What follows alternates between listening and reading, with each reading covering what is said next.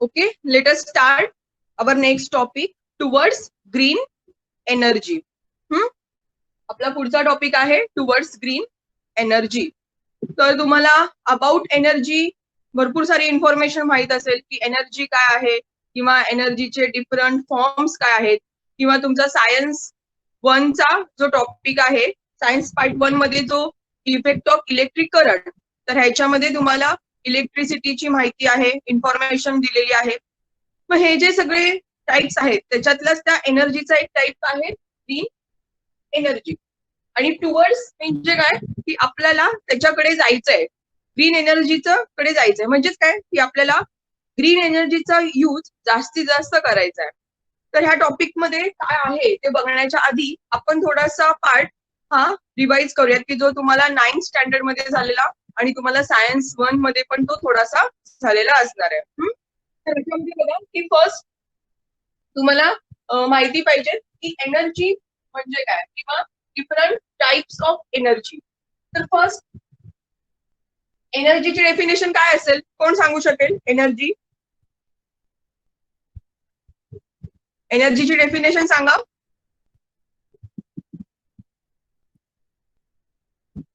Energy म्हणजे काय असते? 9th मध्ये झालंय ना?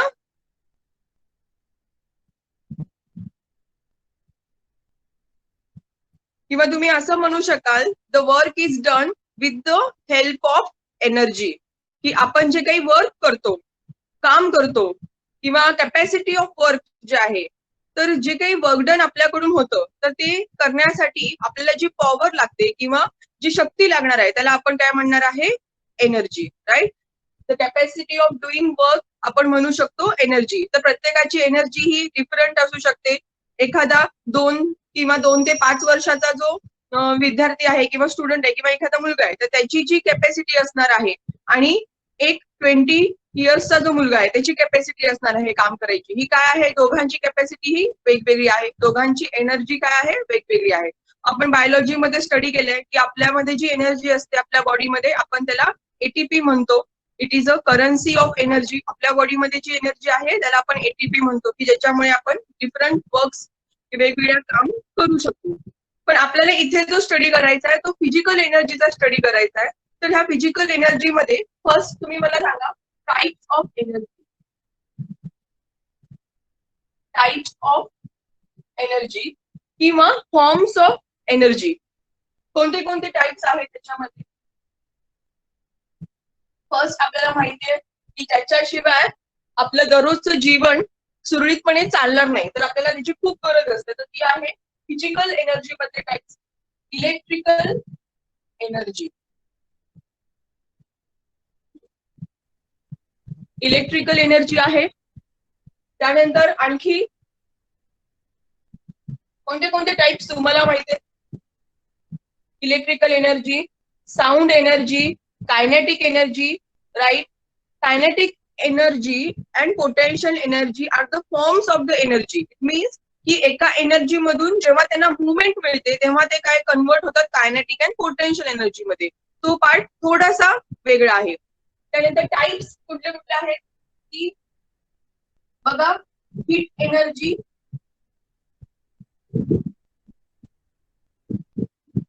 किंवा आपण त्याला थर्मल एनर्जी असं सुद्धा म्हणू शकतो.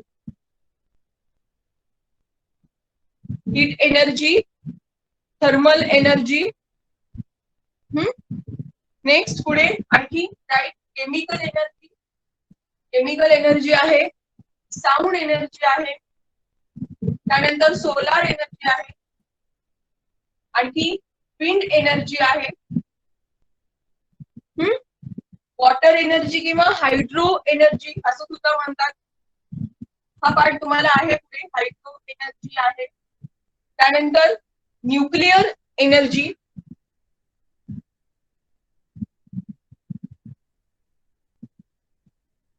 न्यूक्लिअर एनर्जी आहे.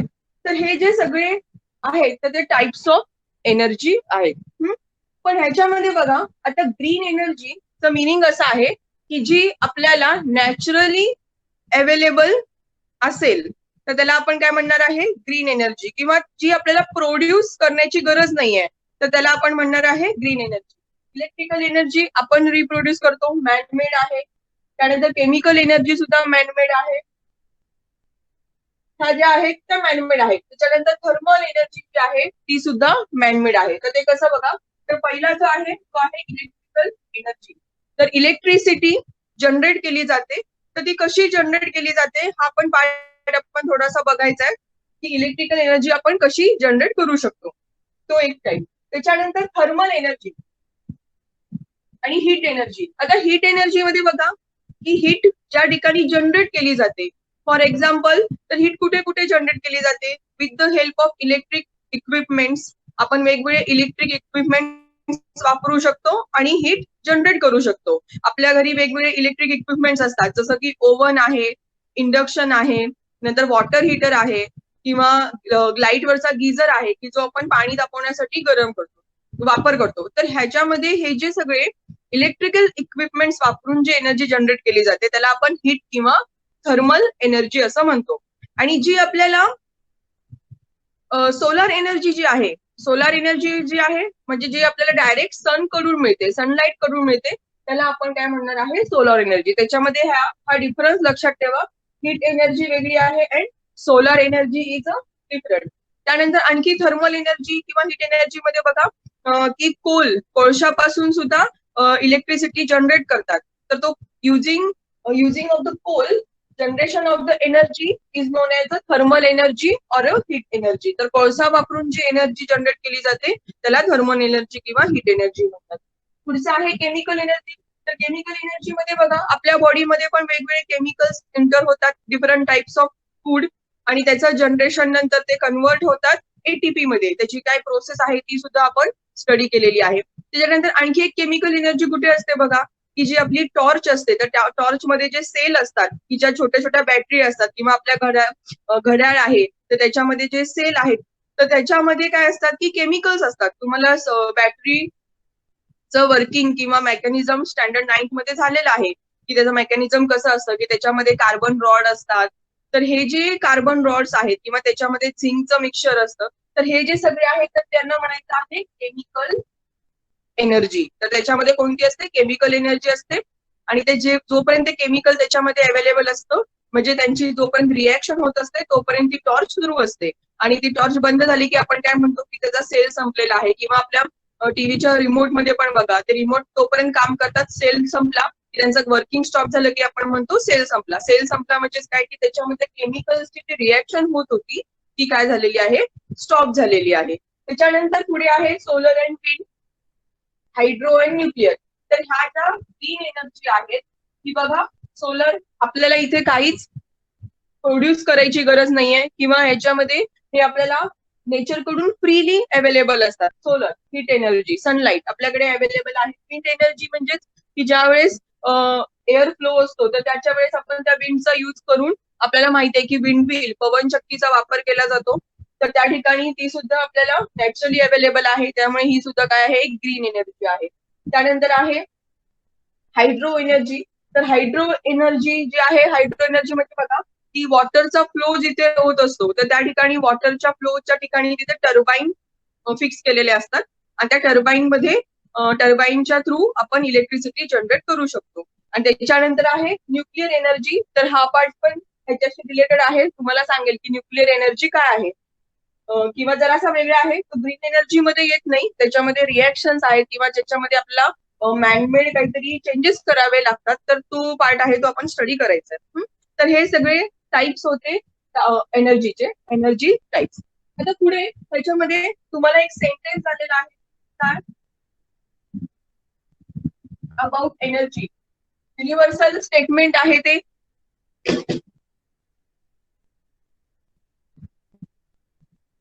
एनर्जीचं एक युनिव्हर्सल स्टेटमेंट आहे, कोण सांगेल? Universal statement about energy.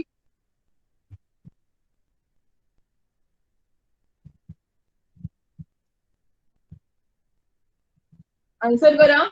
Universal statement about energy. Energy can neither be created nor destroyed. It can converted from one form to another. Right, Shubham. Energy cannot be created not be destroyed, it can convert into one form to another form. काय करू शकतो आपण की energy जी आहे त्याला आपण तयार करू शकत नाहीये. आता आपण म्हणलं ना की इलेक्ट्रिक एनर्जीचे एवढे म्हणजे टाइप्स आहेत एनर्जीचे, तर हे जे टाइप्स आहेत ते फक्त आपल्याला टाइप्स आहेत, पण आपण त्याला कुठूनही तयार करू शकत नाही किंवा त्या एनर्जीला डिस्ट्रॉय सुद्धा करू शकत नाही. It cannot be destroyed, it can only transfer in one form to another form. आणि ही काय होते एका फॉर्म मधून दुसऱ्या फॉर्म मध्ये कन्वर्ट होते. फॉर एक्झाम्पल बघा, मी जसं सांगितलं केमिकल एनर्जी.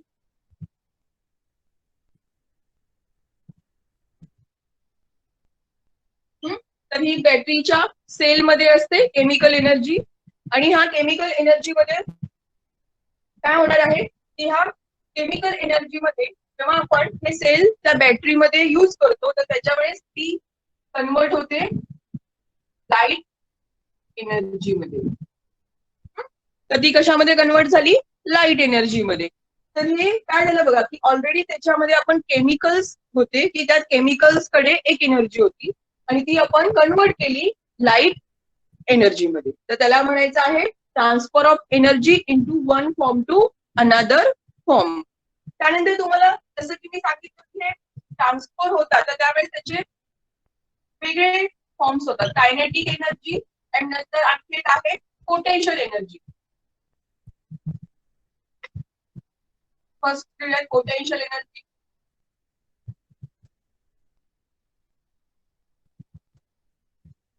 नेक्स्ट आहे कायनेटिक एनर्जी. तर ह्याच्यामध्ये काय असणार आहे? कायनेटिक एनर्जीची डेफिनेशन सांगा. Kinetic energy, define kinetic energy.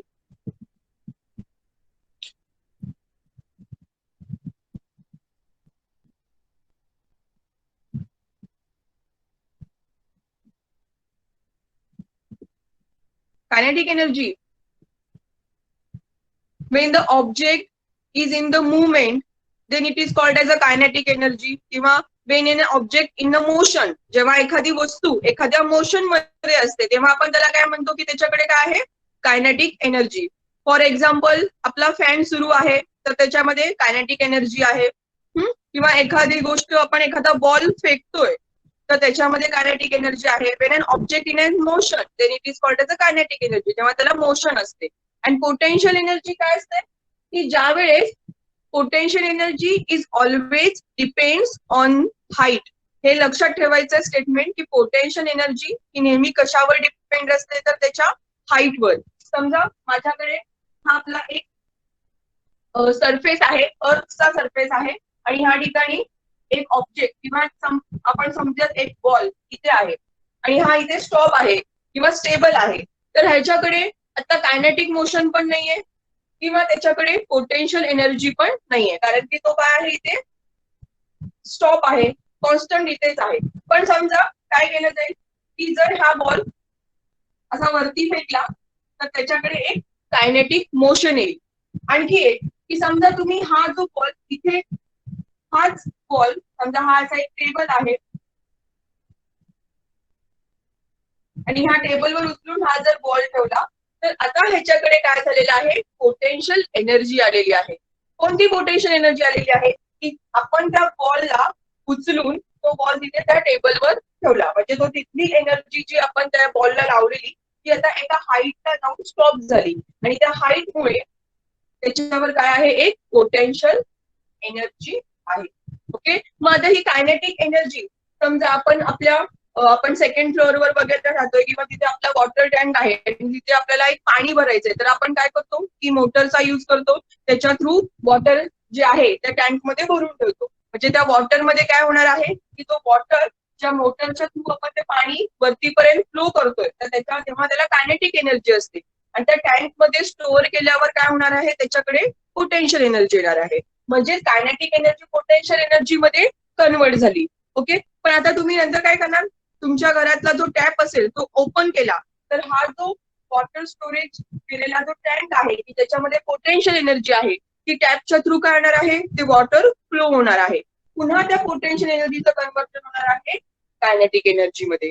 म्हणजे अशा पद्धतीने ह्या एनर्जीचे फॉर्म्स जे आहेत ते चेंज होऊ शकतात, पण आपण त्या एनर्जीला क्रिएट अँड डिस्ट्रॉय करू शकत नाही. फक्त काय होणार आहे की ते कन्वर्ट होणार आहे. तर हे जे चेंजेस होतात one form to another form, तर ह्या स्टेटमेंटवर किंवा ह्या हा जो सिनारिओ आहे की ट्रान्सफर इंटू नेक्स्ट फॉर्म, तर त्या सिनेरिओवर टोटल आपला हा टुवर्ड्स ग्रीन एनर्जी हा जो टॉपिक आहे तो बेस आहे. काही नाहीये, एकदम सिंपल आहे की एक एनर्जी दुसऱ्या एनर्जी मध्ये कन्वर्ट करायचे आणि कन्वर्ट केल्यानंतर आपण इलेक्ट्रिसिटी कशी जनरेट करायची. आपल्याला ह्या टॉपिक मध्ये दोनच पॉईंटचा स्टडी करायचा आहे की एखादी एनर्जी दुसऱ्या एनर्जी मध्ये कशी कन्वर्ट होते, कोणता फॉर्म क्रिएट होतो, आणि दुसरं आहे की इलेक्ट्रिसिटी कशी जनरेट करायची. तर हे दोनच ह्याच्या मोटो आहेत किंवा ह्याचे दोन काय म्हणायचे, ह्याचे दोन ऑप्शन्स आहेत की का आपण हा स्टडी करायचा आहे चॅप्टर, आणि ह्याचा आपल्याला फ्युचर मध्ये काय यूज होणार आहे. तर हा पॉइंट कळाला.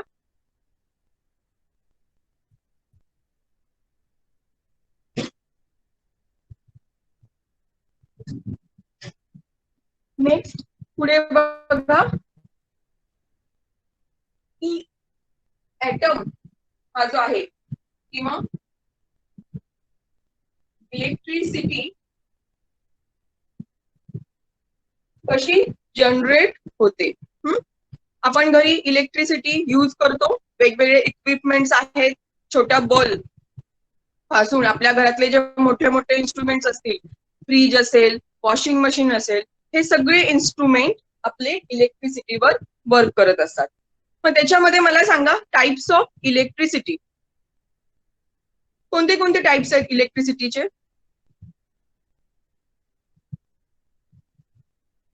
Types of electricity.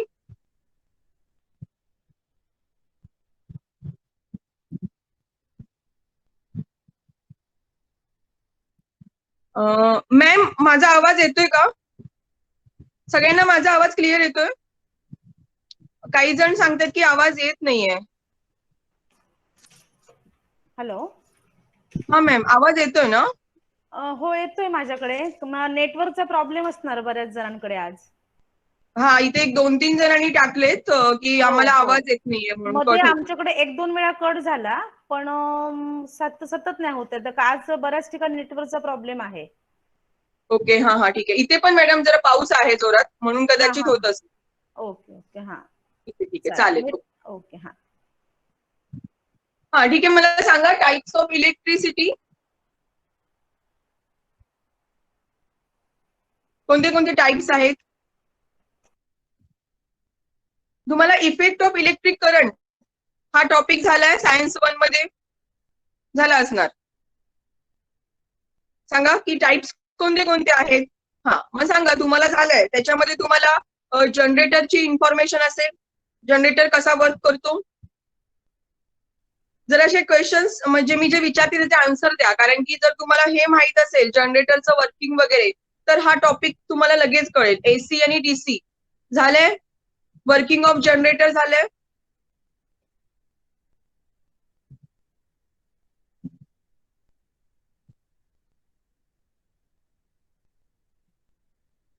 ठीक आहे, वर्किंग ऑफ जनरेटर तुम्हाला माहिती आहे. अल्टरनेट करंट आहे, डायरेक्ट करंट, जनरेटर कसा वर्क करतो. त्यानंतर मॅग्नेटिक इंडक्शन.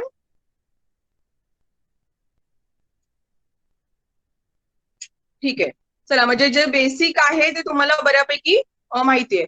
ओके, मग आपण पुढे जाऊयात की इथे बघा इलेक्ट्रिसिटीचे दोनच टाइप्स आहेत. एक आहे स्टॅटिक इलेक्ट्रिसिटी आणि दुसरा जो आहे तो करंट इलेक्ट्रिसिटी. स्टॅटिक आहे करंट इलेक्ट्रिसिटी. तर स्टॅटिक इलेक्ट्रिसिटी बहुतेक 8th स्टँडर्ड मध्ये झाली असेल तुम्हाला, 8th किंवा 9th मध्येच झाली असेल, 8th 7th काहीतरी आहे. आणि करंट इलेक्ट्रिसिटी जो तुम्ही आता शिकलेला आहात, इफेक्ट ऑफ इलेक्ट्रिक करंट.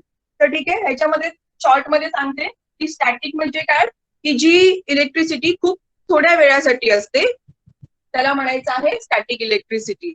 मग त्याच्यामध्ये कोणतं आहे तर बघा, तुम्ही एक प्रॅक्टिकल करता सिंपल की एक कोंब घेता, त्या कोंबला आपल्या केसांवर रब करता थोड्या वेळासाठी. रब केल्यानंतर काय होणार आहे की पेपर पीस जे असतात ते त्याच्याकडे काय होणार आहेत, अट्रॅक्ट होतात. ओके, त्याच्यानंतर आणखी एक करू शकता की तुम्ही बलून घेऊ शकता. तो बलून त्याच्यानंतर काय करायचंय की बॉलला जरासा रब करायचा आहे, आणि रब केला तो बलून, तो बलून थोड्या वेळासाठी तिथे काय होतो, स्टिक होतो. तर हे जे आहे तर तो थोड्या वेळासाठी असतं, त्याच्यामुळे त्याला म्हणायचं आहे static electricity. And current electricity काय, की जे फ्लो असणार आहे इलेक्ट्रॉन्सचा, तो काय असणार आहे, नेहमी ते फ्लो मध्ये असणार आहे. तर तो लार्ज टाइम असणार आहे, तर त्याला आपण म्हणतो करंट इलेक्ट्रिसिटी, की जो तुम्ही आता 10th मध्ये स्टडी केला सायन्स 1 मध्ये. तर ह्याच्यामध्ये काय होणार आहे, की ह्याला आपण इलेक्ट्रिसिटी हा वर्ड का यूज केलेला आहे, इथून स्टार्टिंग आहे बघा. तर इलेक्ट्रिसिटी हा वर्ड का म्हणायचा ह्याला, किंवा इलेक्ट्रिसिटीच का म्हणतो आपण, तर सिम्पल आपल्याला ऍटमचं कन्स्ट्रक्शन माहितीये. एका ऍटम मध्ये काय आहे, 2 पार्ट्स असतात. एक असतो न्यूक्लियस पार्ट, अँड सेकंड जो असणार आहे तो असणार आहे एक्स्ट्रा न्यूक्लियर पार्ट. हे जी कन्सेप्ट मी सांगते ह्याच्याकडे लक्ष द्या, नीट ऐका, कारण की हा बेसिक पार्ट आहे. हा तुम्हाला ह्याच टॉपिक मध्ये नाही, पुढे कायम 11, 12 आणि आफ्टर 12 पण यूज येणार आहे. खूप बेसिक कन्सेप्ट आहे ही, त्याच्यामुळे लक्ष देऊन ऐका. की हा ऍटम आहे, ह्या ऍटम मध्ये हे 2 पार्ट्स आहेत, एक न्यूक्लियस पार्ट आणि सेकंड आहे एक्स्ट्रा न्यूक्लियस पार्ट. मग हा जो न्यूक्लियस असतो त्याच्यामध्ये कोणते 2 सबस्टन्स असतात, तर एक असतो प्रोटॉन आणि दुसरा असतो तो न्यूट्रॉन, हे माहिती आपल्याला. आणि साईडचा जो एक्स्ट्रा न्यूक्लियर पार्ट आहे त्याच्यामध्ये असतात इलेक्ट्रॉन्स. तर प्रोटॉन्सवर कोणता चार्ज असणार आहे, पॉझिटिव्ह चार्ज असतो, इलेक्ट्रॉनवर निगेटिव्ह चार्ज असतो. न्यूट्रॉन्स आर न्यूट्रल, ते काय असतात, न्यूट्रल असणार आहेत. मग त्याच्यानंतर पुढे काय होणार आहे बघा, मी तुम्हाला विचारलं की आपण इलेक्ट्रिसिटी का म्हणतो. तर इलेक्ट्रॉन्स काय करतात हे आपल्याला माहिती आहे, की इलेक्ट्रॉन्स त्याच्या साईडच्या ऑर्बिटमध्ये नेहमी रिव्हॉल्व्ह होत असतात, रिव्हॉल्व्ह अराउंड द न्यूक्लियस. हे आपल्याला माहिती आहे, electrons are always revolve around the nucleus. असे त्याच्या साईडने ते रिव्हॉल्व्ह होत असतात न्यूक्लियसच्या. पण प्रोटॉन्स आणि न्यूट्रॉन जर तुम्ही बघितले तर प्रोटॉन्स हे नेहमी स्टेबल असतात. तर ते स्टेबल का असतात तिथे, कारण की न्यूक्लियस मधला जो फोर्स आहे, जसं की आपल्यावर ग्रॅव्हिटेशन फोर्स आहे, तसं ह्या न्यूक्लियस मधून ह्या प्रोटॉन आणि न्यूट्रॉनवर एक फोर्स अप्लाय केलेला असतो. आणि हा जो फोर्स आहे तो ह्या प्रोटॉन्सला तिथे एकदम टाइटली बाइंड करतो. त्याच्यामुळे प्रोटॉन्स हे तिथेच स्टेबल असतात, ते कुठेही मूव्ह होत नाही. बट इलेक्ट्रॉन्स काय आहेत, त्या न्यूक्लियस पासून थोड्याशा डिस्टन्सवर आहेत, एका ऑर्बिट मध्ये रोटेट होत आहेत, आणि त्यांच्यामध्ये एक डिस्टन्स आहे न्यूक्लियस अँड ऑर्बिट मध्ये. आणि त्याच्यामुळे त्यांच्यावरचा जो फोर्स आहे तो कसा आहे, थोडासा लो आहे, आणि त्यामुळे कमी असल्यामुळे ते काय करतात, मूव्ह करतात. आणि आपल्याला माहिती आहे की मॅटर मधले जेवढे काही पार्टिकल्स आहेत, तर त्या सगळ्या पार्टिकल्सवर कोणता तरी चार्ज आहे. जसं की इलेक्ट्रॉन्सवर निगेटिव्ह आहे, प्रोटॉन्सवर पॉझिटिव्ह आहे. आपली बॉडी पण सगळी ही ऍटम्स पासून किंवा मायक्रो सबस्टन्स पासून बनलेली आहे, आणि सगळे सबस्टन्स हे ऍटमचे बनलेले आहेत.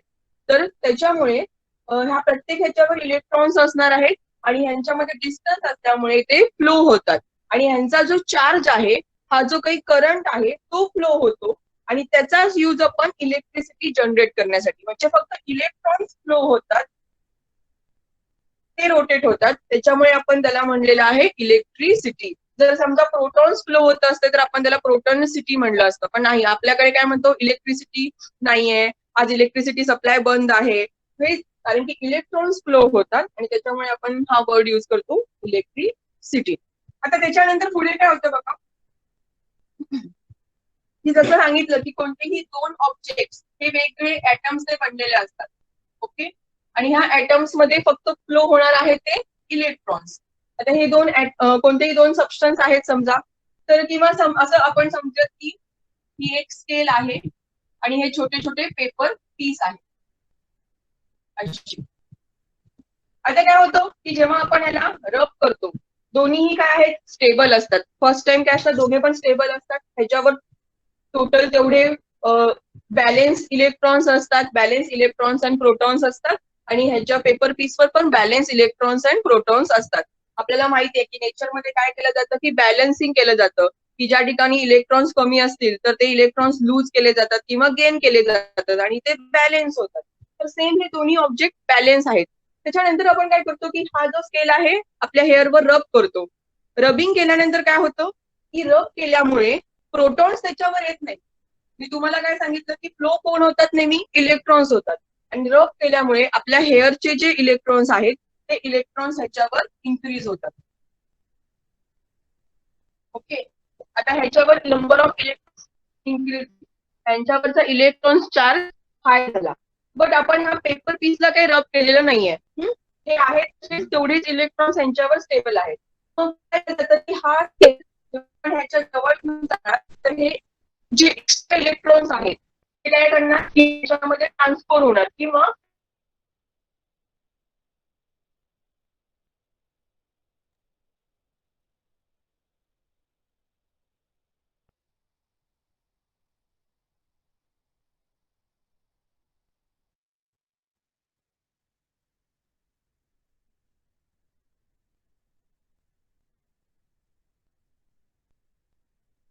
होतो आणि ते तिथे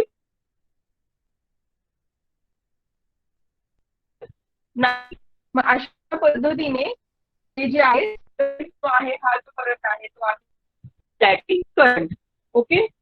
त्याच्यानंतर आपण पुढे जो आहे तो आहे इलेक्ट्रिक करंट. स्टडी केलेला आहे सायन्स मध्ये. तर काय जातं एक वायर आहे कंडक्टर वायर.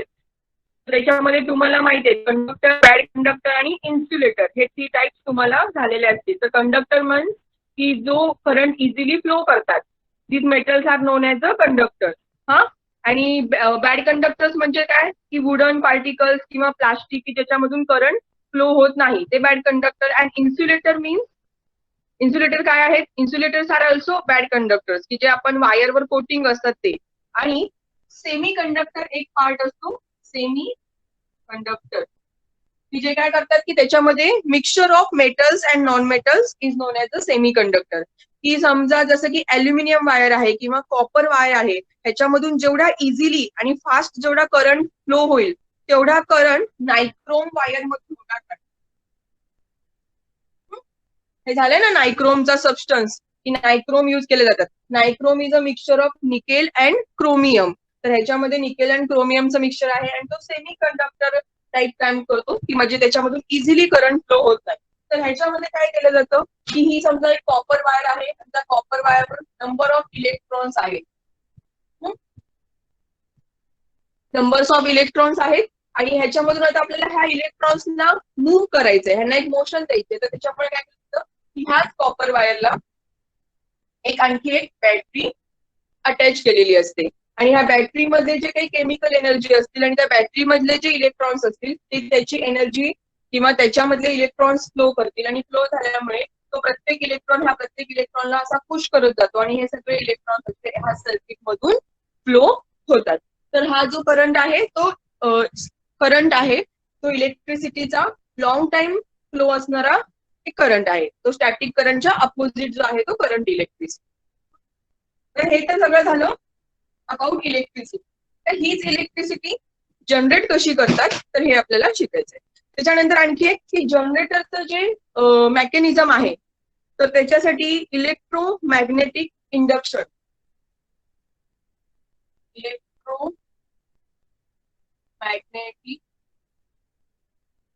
इंडक्शन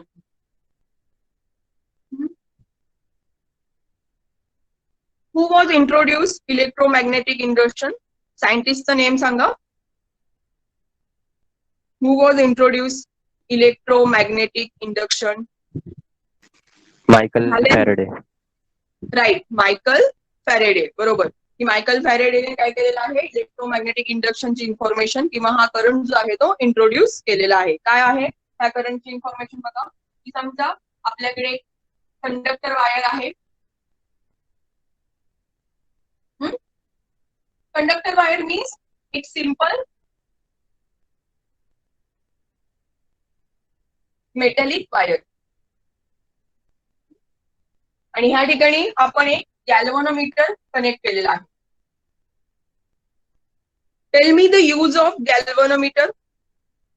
गॅल्व्हनोमीटरचा यूज सांगा.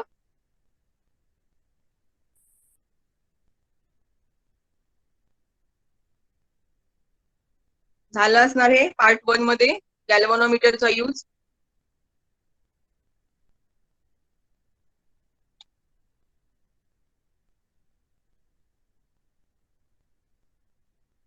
गॅल्व्हनोमीटरचा यूज नाही झालं आहे टेक्स्टबुक मध्ये सायन्स 1च्या.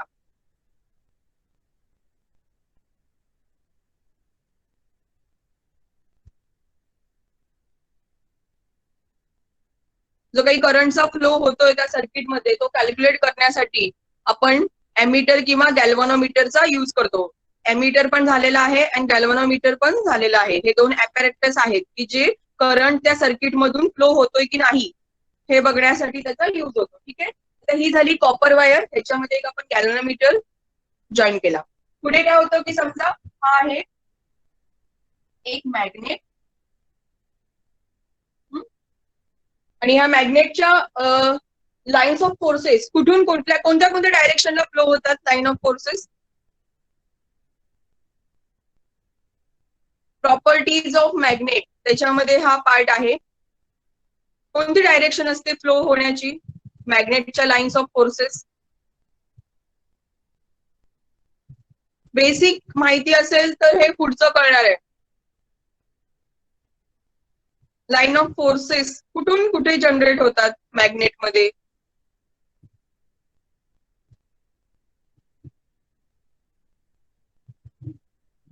कुणालाच येत नाहीये. मग तुम्ही इफेक्ट ऑफ इलेक्ट्रिक करंट काय स्टडी केला माहितीये ना. मॅग्नेटला दोन पोल असतात, एक north pole and south pole. Two opposite poles are attract two opposite poles are attract to each other. दोन अपोजिट पोल्स असतील तर नेहमी अट्रॅक्ट करणार आहेत. And same poles are repels to each other. जर सेम पोल्स असतील तर ते एकमेकांना काय करणार आहेत, रिपल्स करणार आहेत, हे तरी माहिती आहे. त्याच्यानंतर the magnetic line of forces are generate always from north to south direction. अशा पद्धतीने magnetic line of forces generate होतात. हे कायम लक्षात ठेवा. मॅग्नेटच्या प्रॉपर्टीज आहेत. Magnetic lines of forces are always generate from north to south. North to south जाणार आहेत असं नाही, नेहमी यांची डायरेक्शन ही अशीच असणार आहे. असं उलट होणार नाही की साऊथ टू नॉर्थ येत आहेत, नाही, नॉर्थ टू साऊथच ह्या हा जो प्रिन्सिपल आहे मॅग्नेटचा तो तुम्हाला यूज आहे सायन्स वनच्या टॉपिक मध्ये. त्याच्यावर तुम्हाला क्वेश्चन्स येतात की ह्या प्रिन्सिपलवर काय असतं की कधीतरी हा मॅग्नेट तुम्हाला असा सांगतील आणि त्याच्यावर एक डायग्राम असते आणि क्वेश्चन्स विचारतात. तेव्हा कधी कधी काय असतं की इकडे साऊथ पोल असतो आणि नॉर्थ पोल असतो, मग त्या पुढच्या कंडक्टरची मुवमेंट कशी होणार आहे हे विचारतात. तर त्याच्या वेळेस तुम्हाला ही प्रॉपर्टी माहिती असली पाहिजे की ज्यावेळेस नॉर्थ टू साऊथ असेल तर त्या पुढच्या ॲपॅरेटसचं वर्किंग किंवा ते पुढचा कंडक्टर जो असणार आहे तो कसा वर्क करणार आहे. त्याच्यामुळे लक्षात ठेवा की नॉर्थ टू साऊथ असणार आहे त्याच्या लाईन्स ऑफ फोर्सेस अशा.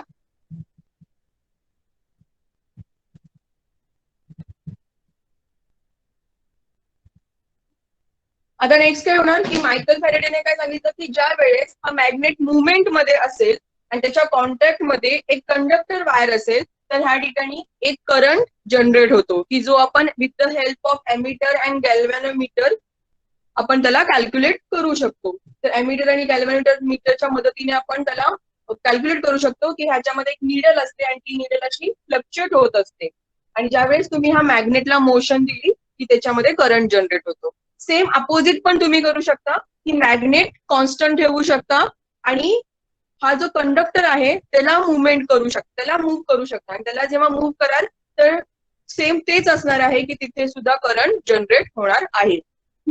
हा जो प्रिन्सिपल आहे त्याच्यावरच ह्याच प्रिन्सिपलवर आपला जनरेटरचं जे वर्किंग आहे ते बेस आहे. जनरेटर केव्हा यूज करतात, ज्या वेळेस इलेक्ट्रिसिटी सप्लाय जो असतो तो बंद होतो. तर त्यावेळेस काय केलं जातं बघा की जनरेटरमध्ये काय एका ठिकाणी एक डिझेल किंवा पेट्रोलचा यूज केला जातो, केमिकल एनर्जी आहे ती, आणि त्याच्यानंतर काय होलं त्याला एक हँडल असतं. त्या हँडल आपण ओढायचं.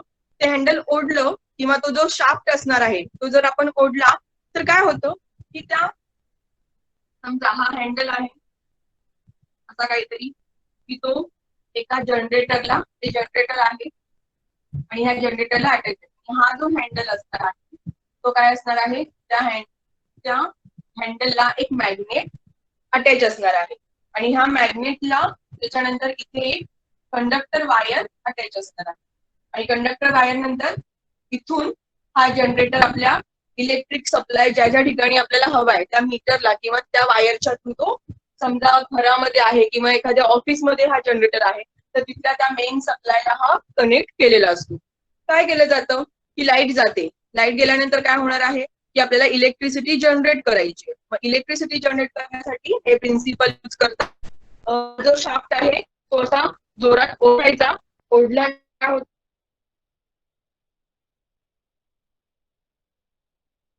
एक मोशन मिळणार आहे आणि त्याला मोशन मिळाल्यामुळे त्याच्या कॉन्टॅक्ट मध्ये जी कंडक्टर वायर त्याच्यामध्ये करंट होईल. मीन्स त्या ठिकाणी काय होईल, करंट जनरेट होईल. आणि तो जनरेट झालेला करंट आपण वेगवेगळ्या equipment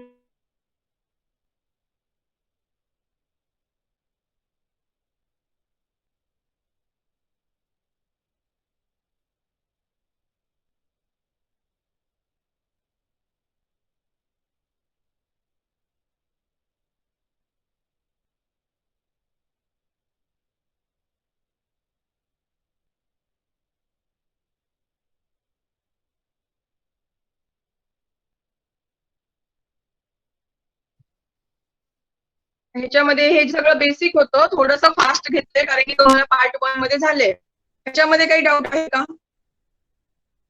transfer of energy, forms energy किंवा electromagnetic induction, static current, electric current.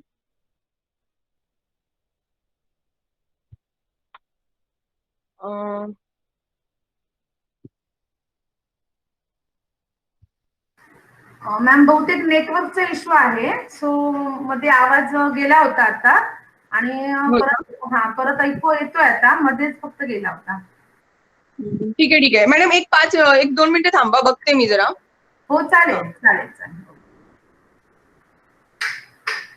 तोपर्यंत रीड करा सर्वांनी. आता जेवढं शिकवलंय मॅमने तेवढं रीड करा. बुक्स काढा सर्वांनी. शुभम, मोबाईलला सारखं सारखं हात लावायचं नाहीये.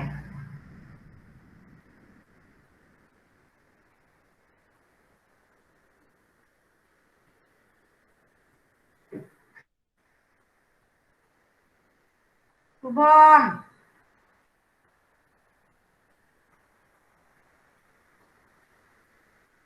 कशाला टाकतोयस मेसेज? काय टाकू नकोस, वाच.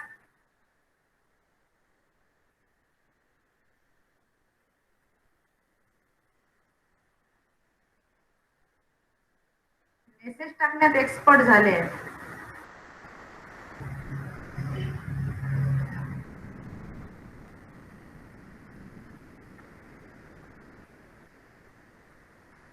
जय वाचायला सांगितले, वाचायला पुस्तकात. बुक कुठे आहे? हा मॅम, सगळ्यांना प्रॉब्लेम नाहीये बहुतेक, काही जणांना होतो ना तो.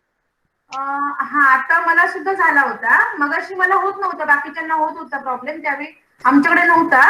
पण आता एक थोड्या वेळापूर्वी मला सुद्धा प्रॉब्लेम झाला होता. हा हा. काय माहित, बहुतेक तिथे जरा पाऊस आहे आणि तिकडे पण इश्यू असणार आहे. बाकीच्यांना थोड्यांना थोड्यांना नाही. हो हो, आज बऱ्यापैकी इकडे प्रॉब्लेम आहे, बऱ्यापैकी आज नेटचा प्रॉब्लेम आहे. तरी मी रेकॉर्डिंग सुरू ठेवलंय, पण तुमचा जर आवाज म्हणजे तुमच्याकडून व्यवस्थित असेल तर रेकॉर्डिंग होणार, काही प्रॉब्लेम नाही.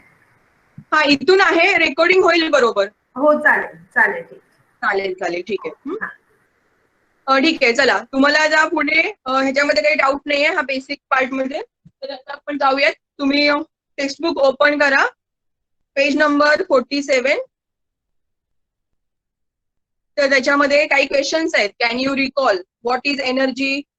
आपण आताच त्याचं बघितलेलं answer. What is energy? Ability to do work किंवा कॅपॅसिटी टू डू वर्क. तुम्ही लिहू शकता what are the different types of energy, आपण स्टडी केले ते पण, and different forms of energy. तर हे सगळे झाले. त्याच्यानंतर पुढे energy and use of energy. तर त्याच्यामध्ये आपल्याला यूज ऑफ एनर्जी माहिती आहे की आपल्याकडे जे अर्बनायझेशन होतंय, सिव्हिलायझेशन होतंय, तर त्या ठिकाणी सगळ्यात आधी पाहिजे ती म्हणजे इलेक्ट्रिक एनर्जी. इलेक्ट्रिक एनर्जी नसेल तर त्या अर्बनायझेशनचा काहीच यूज नाही. इलेक्ट्रिसिटी महत्वाची आहे. तर त्याचे युजेस आहेत ते तुम्हीही लिहू शकता, किंवा जर तुम्हाला क्वेश्चन आला की युजेस काय काय आहेत तर ते तुम्ही लिहू शकता. पुढे ही make a table based on forms of energy and corresponding devices. तर तुम्हाला वेगवेगळे फॉर्म्स लिहायचे एनर्जीचे आणि त्याच्यावर यूज असणारे डिव्हाइसचे नेम लिहायचे. पुढे बघा काय आहे. We know that energy can be converted from one form to another. Different sources of energy are used to the different forms of energy necessary for us. In the previous standards, we have learned about energy, sources of energy, and various concepts related of them. Here we will learn about various sources that are now used for generation of electric energy, the methods that are used for this, the scientific principles that are used there, the advantage and disadvantage of these methods, and also what we meant by green energy. Where do we use electric energy in day-to-day life? How electric energy is produced? आता ह्याचा answer काय असणार बघा, की आपला energy कुठे कुठे use होते हे आपल्याला माहिती आहे. आपल्याला सकाळी उठल्यापासून रात्री झोपेपर्यंत वेगवेगळ्या ठिकाणी एनर्जीचा यूज होतो. लाईट्स मध्ये आहे, किचन मध्ये आहे, तर वेगवेगळ्या ठिकाणी, किंवा आता आपल्याला माहिती आहे की काही व्हेकल्स पण असे आहेत की ते इलेक्ट्रिकल व्हेकल्स आहेत. नंतर आपल्या बिझनेस जो बिल्डिंग एरिया असेल किंवा ऑफिस एरिया असेल तर त्या ठिकाणी आपल्याला आपले वेगवेगळे इक्विपमेंट्स असतात, ऑफिसचे जे काही मशीन्स असतात तर त्या ठिकाणी, म्हणजे डे टू डे लाईफ मध्ये आपल्याला वेगवेगळ्या ठिकाणी इलेक्ट्रिसिटीचा यूज होतो. मग त्यानंतर एनर्जी प्रोड्यूस कशी केली जाते हा क्वेश्चन इम्पॉर्टंट आहे. मग हा जो आन्सर काय असेल की according to principle of electromagnetic induction किंवा असं लिहू शकता तुम्ही with the help of electromagnetic induction, की इलेक्ट्रिसिटी कशी प्रोड्यूस केली जाते तर कोणत्या प्रिन्सिपलच्या बेसवर? With the help of electromagnetic induction. तर ह्याचा आन्सर एवढंच असेल. त्यानंतर बघा जनरेशन ऑफ इलेक्ट्रिकल एनर्जी. आता आपण वेगवेगळे फॉर्म्स किंवा वेगवेगळ्या सोर्सेसचा यूज करून कशी इलेक्ट्रिसिटी जनरेट केली जाते. तर आपल्याकडे कोणते कोणते सोर्स आहेत बघा. वूड आहे बर्निंग साठी किंवा हीट जनरेट करण्यासाठी आपण वुडन पार्ट यूज करू शकतो, कोलचा यूज करू शकतो. तर आतापर्यंत मोस्टली ह्याच पद्धतीने इलेक्ट्रिसिटी जनरेट केली जाते. पण हे जे सोर्सेस आहेत, कोल आहे किंवा पेट्रोल, डिझेल म्हणा, तर हे सगळे जे आहेत ते नॉन रिन्युएबल सोर्सेस आहेत की जे हे रिन्यू होत नाहीत किंवा यांना रिन्यू होण्यासाठी खूप टाइम जावा लागतो. तर ह्याच्यासाठी आपण काय ऑप्शन्स दुसरे शोधलेले आहेत, तर त्या सगळ्याचा स्टडी इथे करायचा आहे. तर पेज नंबर 48 वर या. ह्या ठिकाणी काही डायग्राम्स आहेत. तर ह्या डायग्राम्स मी तुम्हाला सिम्पली सांगते, मगाशी जे आपण घेतलं बेसिक त्याच्याशीच रिलेटेड आहेत. तर हा बघा इलेक्ट्रोमॅग्नेटिक इंडक्शन प्रिन्सिपल आहे की ज्याच्यामध्ये एक कंडक्टर वायर आहे. ह्या ठिकाणी व्होल्ट मीटर आहे. आपण गॅल्व्हनोमीटर पण यूज करू शकतो, एमीटर यूज करू शकतो आणि व्होल्ट मीटर पण. हे सगळे जे आहेत ते करंट मेजर करण्यासाठी असणारे काय आहेत इक्विपमेंट्स आहेत. ओके. आणि हा कंडक्टर वायर आहे, हा मॅग्नेट आहे, ह्या लाईन्स ऑफ फ्लक्स आहेत. त्याच्यानंतर इथे काय सांगितलं, rotating magnetic field. Rotating magnetic field म्हणजे बघा इथे एक शाफ्ट आहे किंवा एक हँडल आहे, मी तुम्हाला जर सांगितलं तर ह्याला ह्या हँडलच्या थ्रू किंवा ह्या शाफ्टच्या थ्रू काय होणार आहे, एक मोशन मिळणार आहे आणि त्याच्यामुळे हा मॅग्नेट जो असणार आहे तो नेहमी मुवमेंट मध्ये असणार आहे. त्यामुळे काय होणार आहे, because of motion of magnet it generates the electricity और electric current in that contact conductor wire. तर ह्या कंडक्टर वायर मध्ये हा मॅग्नेट करंट जनरेट करणार आहे आणि तो करंट जनरेट होतोय की नाही हे आपल्याला व्होल्ट मीटरच्या थ्रू कळतं. तर ही जी निडल आहे व्होल्ट मीटर मधली ती अशी फ्लक्च्युएट होत राहणार. त्यानंतर सेकंड डायग्राम आहे. ह्या तिन्ही डायग्राम पुढचे जे प्रिन्सिपल्स आहेत किंवा जे मेकॅनिझम आहेत इलेक्ट्रिसिटी त्याच्यासाठी युजफुल आहेत. सेकंड बघा काय आहे की स्टीम टर्बाईन. टर्बाईन म्हणजे काय, सिंपल एक व्हील किंवा असं गोल गोल फिरणारं एक चाक म्हणूयात. जसं की आपल्या व्हेकलचं असतं, गाडीचं असतं एक व्हील असतं, तसं हे गोल एक सर्क्युलर व्हील आहे, त्याला टर्बाईन म्हणलेलं आहे. मग ह्याच्यामध्ये तुम्हाला ह्याच्या ब्लेड्स दिसणार आहेत. आणि स्टीम टर्बाईन काय म्हणलेलं आहे की हा बिकॉज हा जो टर्बाईन आहे तो स्टीमवर चालतो. स्टीमवर आवाज त्याचा येणार आहे. ज्यांना आवाज येत नाहीये त्यांनी नंतर रेकॉर्डिंग बघा. तर हा स्टीमवर वर्किंग करणारा टर्बाईन आहे.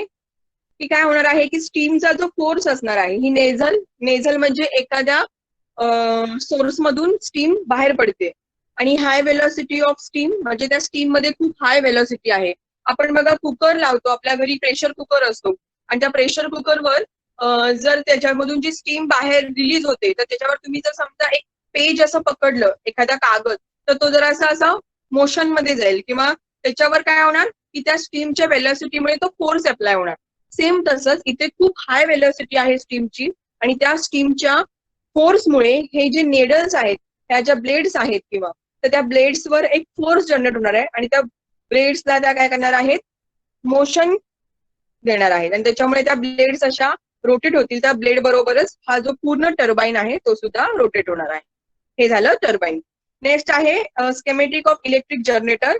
ही जी आहे ती डायग्राम आहे इलेक्ट्रिक जनरेटरची, की असा हा जनरेटर आहे आणि ह्या जनरेटरमध्ये काय काय असतं की एक मॅग्नेट असतो आणि एक कंडक्टर वायर असते आणि त्या बाहेर इथे त्याचा एक शाफ्ट असतो, एक हँडल असतं की ज्याच्यामुळे आपण त्या मॅग्नेटला मोशन मध्ये आणणार आहे.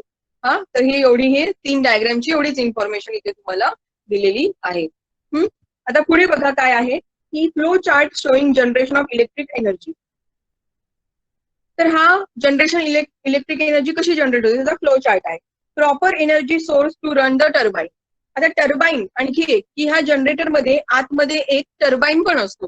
तर तो टर्बाईन कशासाठी असणार आहे की त्याची मोशन व्हावी किंवा मोशन झाल्यामुळे त्याच्यापासून इलेक्ट्रिसिटी जनरेट व्हावी. ते कसं मेकॅनिझम आहे हे तुम्हाला पुढे कळेल. मग proper energy source in a run turbine. इथे एक कोणता तरी सोर्स आहे एनर्जीचा, त्यानंतर त्याच्यामुळे काय होतं टर्बाईन आहे की त्या टर्बाईन म्हणजे हा टर्बाईन की जो काय होतो त्या एनर्जीमुळे मूव्ह करतोय किंवा रोटेट होतोय. तो रोटेट झाला की जनरेटर स्टार्ट होतो आणि जनरेटर स्टार्ट झाला की इलेक्ट्रिकल एनर्जी जनरेट होते. तर हा एक कॉमन फ्लो चार्ट आहे. तर हे कसं असणार आहे बघा की समजा माझ्याकडे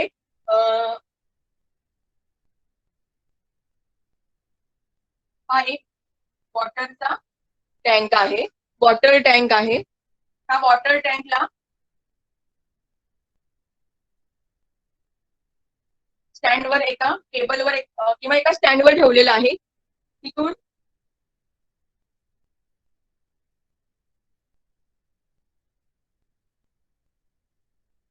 मी ह्या वॉटरला बॉईल करते. म्हणजे मी इथे कोणती एनर्जी देते, हीट एनर्जी देते. आणि कोणाकडून सोर्स काय आहे याचा, वूड म्हणजे लाकूड आहे आणि तो मी जळण्यासाठी ठेवलेला आहे आणि ह्या वॉटर काय होतंय बॉईल होतोय. आता वॉटर बॉईल झालंय. आता मला काय करायचंय की हे जे वॉटर बॉईल होतंय तर ह्याला मी पॅक केलंय आणि पॅक केल्यानंतर फक्त एक छोटासा पार्ट किंवा एक छोटासा इथला एक स्पेस आहे तो मी ओपन केलेला आहे आणि बॉईल झाल्यामुळे जी काही स्टीम जनरेट होणार आहे त्याला मी एक पाईप अटॅच करतो आणि ह्या पाईपचं जे माउथ असेल किंवा त्याचा जो ओपनिंग असेल तर ते ओपनिंगच्या ठिकाणी मी काय करणार आहे की ही जी स्टीम आहे ती खूप हाय वेलोसिटीची आहे आणि ह्या ओपनिंगच्या ठिकाणी मी एक टर्बाईन फिट केला. हा तो टर्बाईन आहे असा.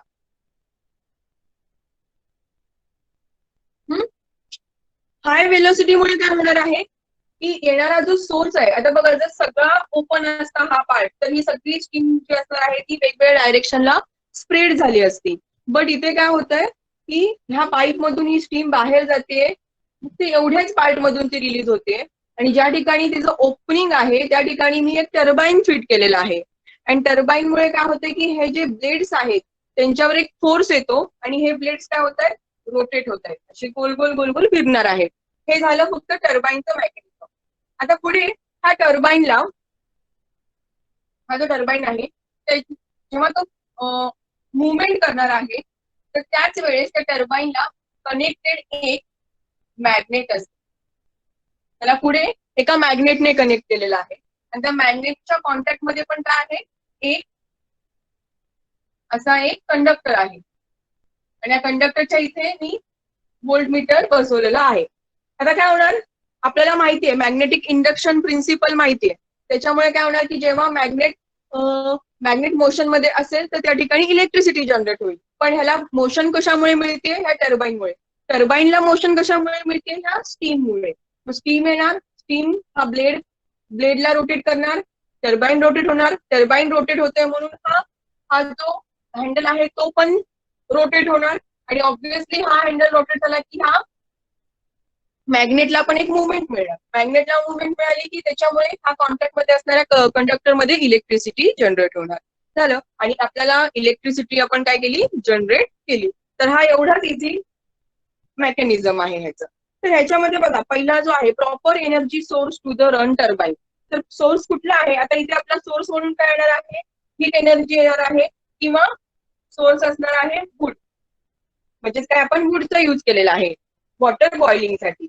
त्यानंतर पुढे काय होणार आहे, टर्बाईन. आता टर्बाईन रन होतोय, कशामुळे होतोय, की तो कशामुळे रन होतोय, तर स्टीममुळे.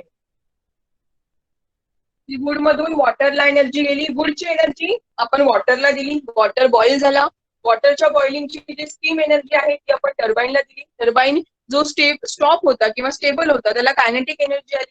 कायनेटिक एनर्जीमुळे त्याच्यामध्ये कॉन्टॅक्ट मध्ये असलेल्या मॅग्नेटला पण एक कायनेटिक एनर्जी मिळाली. म्हणजे जनरेटर आपण इथे, ह्याला आपण सिम्पली काय म्हणतो, अशा मेकॅनिझमला जनरेटर म्हणतो.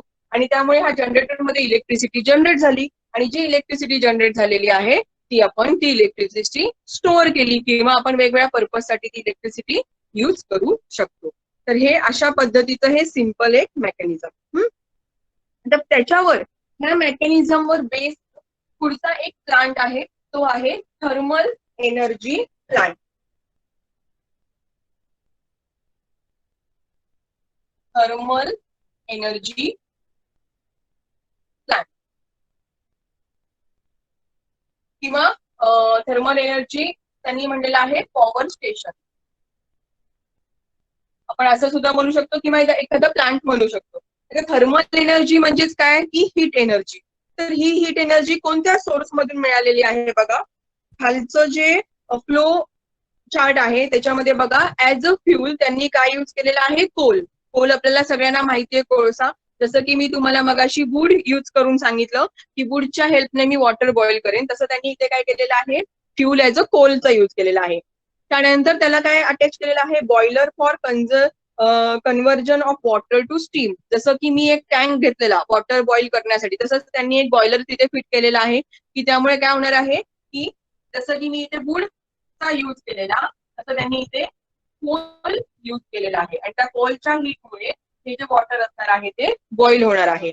बॉईल झाल्यामुळे काय होणार, स्टीम जनरेट होणार. स्टीम जनरेट झाल्यामुळे स्टीमचा जो टर्बाईन असेल तो रोटेट होईल. त्यानंतर रोटेट झाल्यानंतर सेम जनरेटरचं मेकॅनिझम कम्प्लीट झालं की इलेक्ट्रिसिटी जनरेट होते. आणि ह्याच्यामध्ये steam for converting steam back to water, हा पार्ट तुम्हाला नंतर सांगते. हा एवढं त्याचं फ्लो चार्ट. आता त्याचं एक डायग्राम तुम्हाला दिलेली आहे बघा, की काय काय आहे बघा, की इथे एक, ही डायग्राम सगळ्यांनी बघा, इथे ड्रॉ करणे पॉसिबल नाहीये ती डायग्राम, त्याच्यामुळे तुम्हाला टेक्स्टबुक मध्ये प्रॉपरली कळेल. की हा बघा, एक फ्युलचा एक एअर आहे. म्हणजेच फ्युल म्हणजेच काय, की ज्या ठिकाणी कोल स्टोरेज आहे, त्या कोल पासून आपल्याला हीट एनर्जी मिळते. आणि त्याच्यावरच तुम्हाला इथे बॉयलर दिलेला आहे. बॉयलर म्हणजे काय, की एक सिंपल वॉटर टँक की ज्याच्यामध्ये वॉटर बॉईल होणार आहे, एवढंच.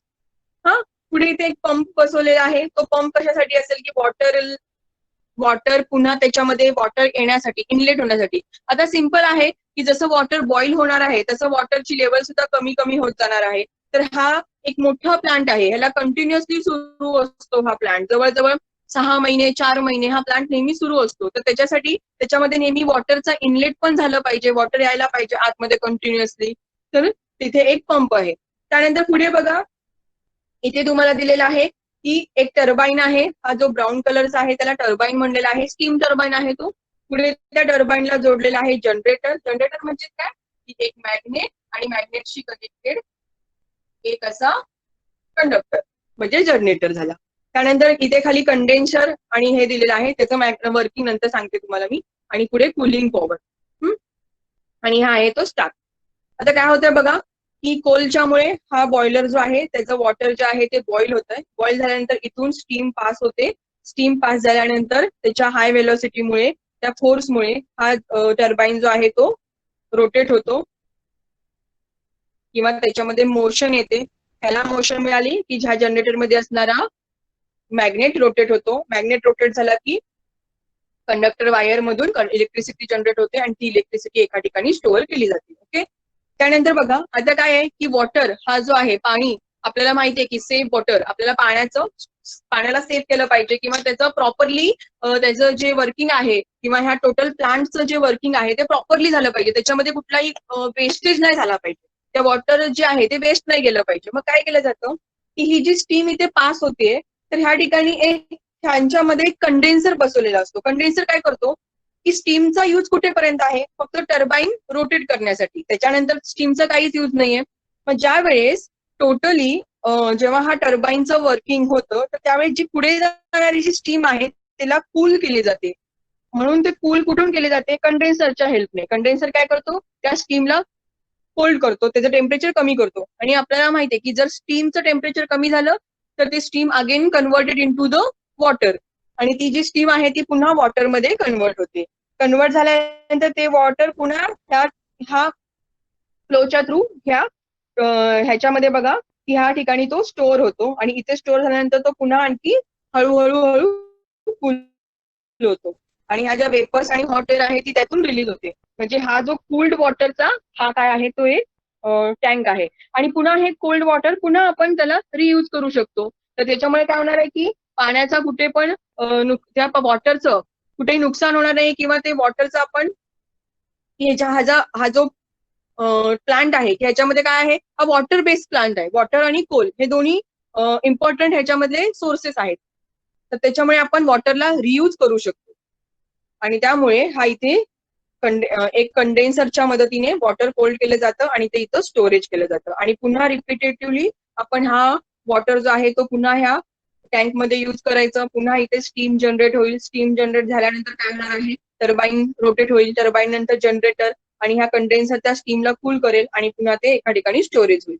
आणि हा जो आहे तर हा जो कोलचा जो काही हे असणार आहे, फ्युम्स असणार आहेत किंवा त्याचे जे सुटी पार्टिकल्स असणार आहेत तर ते इन द एरियामध्ये स्प्रेड होऊ नये म्हणून त्याच्यासाठी एक चिमणी सारखा किंवा तो हा जो स्टॉक आहे की ह्याच्यामधून ते जे हॉट पेपर्स असतील किंवा काही जे सुटी पार्टिकल्स असणार आहेत कोलचे ते ह्याच्यातून रिलीज होणार आहे. तर अशा पद्धतीने हा थर्मल प्लांट आहे. मग ह्याच्यामध्ये बघा की ह्या थर्मल प्लांटमध्ये कशा पद्धतीने एनर्जी कन्वर्ट होते. आता कोल आहे, कोलमध्ये कोणती एनर्जी आहे, केमिकल एनर्जी आहे. Because coal is made from the carbon पासून बनलेला असतो, त्याच्यामध्ये केमिकल एनर्जी आहे. मग ती एनर्जी आपण त्याला काय केलेलं आहे, त्या कोलला आपण हीट दिली. हीट दिल्यानंतर ती केमिकल एनर्जी कशामध्ये कन्वर्ट झाली, जसं मी तुम्हाला सांगितलं बॅटरीमध्ये सेल असतात. बॅटरी जेव्हा आपण म्हणजे चालू केली तर त्याच्यामुळे काय होणार आहे की ती केमिकल एनर्जी लाईट एनर्जीमध्ये कन्वर्ट होते. सेम इथे कोल एनर्जी कशामध्ये कन्वर्ट होते तर थर्मल एनर्जीमध्ये, म्हणजे हीट जनरेट होते. थर्मल एनर्जी मधून काय होणार आहे की तो जो वॉटर असणार आहे त्याला कायनेटिक एनर्जी मिळेल. का, कारण की तो बॉईल व्हायला सुरू होईल, त्याच्यामधून स्टीम जनरेट होईल. त्याच्यामुळे थर्मल एनर्जी मधून कायनेटिक एनर्जीच्या मुळे काय होणार आहे, टर्बाईन रोटेट होतील आणि इलेक्ट्रिसिटी जनरेट होईल. म्हणजेच बघा की एका एनर्जीचं कन्व्हर्जन आपण वेगवेगळ्या एनर्जीमध्ये केलं. Chemical energy convert into thermal energy convert into kinetic energy, आणि kinetic energy convert into electrical energy. तर हा टोटली असा जो आहे तो थर्मल पॉवर प्लांट आहे. ह्याच्यामध्ये काही डाऊट, ज्यांना प्रॉपरली ऐकायला येतंय त्यांना काही डाऊट आहे?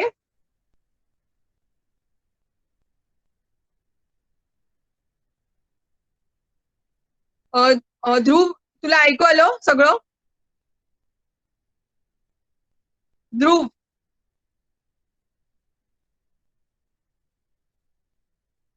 हो, आणि मध्ये मध्ये वेदांत थोडा मला ते आवाज कट होता. थोडा कट हो, होतोय, हे बाकी आलं समजलं? सगळं. होय होय. ओके. वेदांत,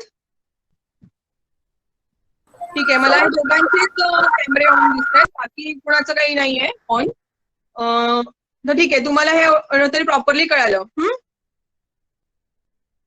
ठीक आहे. पुढे जाऊयात. हा, तर आता ह्याच्यामध्ये इलेक्ट्रिसिटी जनरेट झाली, पण एक आहे बघा की ह्याच्यामध्ये काही ड्रॉबॅक्स आहेत. तर कोणते कोणते ड्रॉबॅक्स आहेत तुम्ही सांगू शकाल, याचा काय काय ड्रॉबॅक आहे? ड्रॉबॅक्स काय काय आहेत थर्मल प्लांटचे?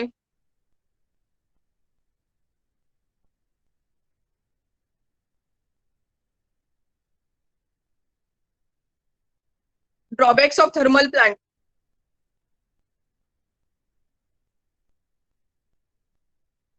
राईट, पोल्युशन होऊ शकतं, बरोबर आहे. Because of coal burning there are some sooty particles असतात आणि त्याच्यामुळे पोल्युशन होऊ शकतं. आणखी की coal is a non renewable source. Coal काय आहे? नॉन रिन्युएबल सोर्स आहे. तो आत्ता आहे म्हणून आपण त्याचा यूज करू, त्याच्यानंतर फ्युचरमध्ये तो अवेलेबल नसेल तर हा जो प्लांट आहे त्याचं वर्किंग स्टॉप होईल. त्यानंतर आणखी काय आहे की ह्याच्यामध्ये वॉटरचा यूज करावा लागतो. वॉटर लेवल सुद्धा जी आहे ती आपल्या अर्थवरची काय होतीये, हळूहळू डिक्रीज होत चाललेली आहे. त्याच्यामुळे वॉटरचा पण यूज होतोय. जरी इथे कंडेन्सर असतील पण टोटली थोडा तरी लॉस ऑफ वॉटर इथे होणार आहे, कारण की टोटल स्टीम ही टोटल वॉटर मध्ये कन्वर्ट होत नाही. थोडासा तिथे काय होणार आहे, लॉस होणार आहे वॉटरचा.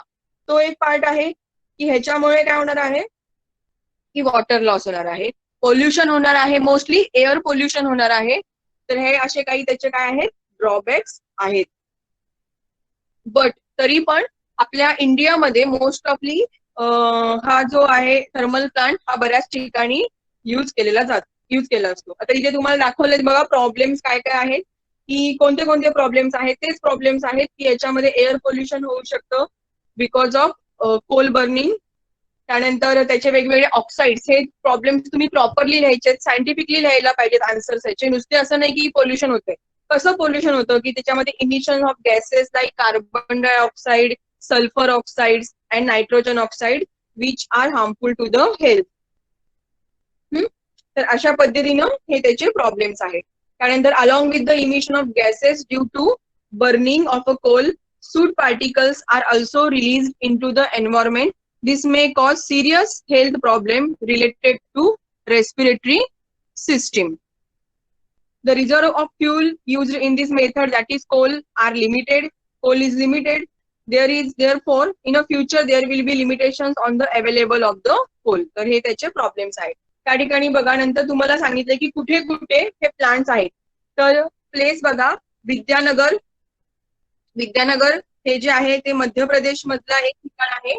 त्या मध्य प्रदेशमध्ये हा जो थर्मल प्लांट आहे, त्यानंतर त्याची कॅपॅसिटी बघा 4760 मेगावॅट. मेगावॅट एवढी ही इलेक्ट्रिसिटी जनरेट करतो. त्यानंतर मुंद्रा गुजरातमध्ये आहे, गुजरातमध्येच आहेत हे दोन्ही. नंतर तामनार छत्तीसगडमध्ये आहे. आणि चंद्रपूर आपल्या महाराष्ट्रामध्ये चंद्रपूर जो भाग आहे त्या ठिकाणी हा थर्मल पॉवर प्लांट आहे. तर सगळ्यात जास्त जी कॅपॅसिटी आहे ती मध्य प्रदेश मधून जनरेट केली जाते, मेगावॉल्ट. तर त्या ठिकाणी हा जो प्लांट आहे त्याच्यापासून जास्त इलेक्ट्रिसिटी जनरेट होते. हे झालं. आता सेकंड जो प्लांट आहे तो आहे आपला न्यूक्लिअर एनर्जी प्लांट. तर न्यूक्लिअर एनर्जी प्लांट मी तुम्हाला मगाशी सांगितलं की ह्याच्याबद्दल आपण नंतर बोलू. काय आहे बघा न्यूक्लिअर एनर्जी प्लांट.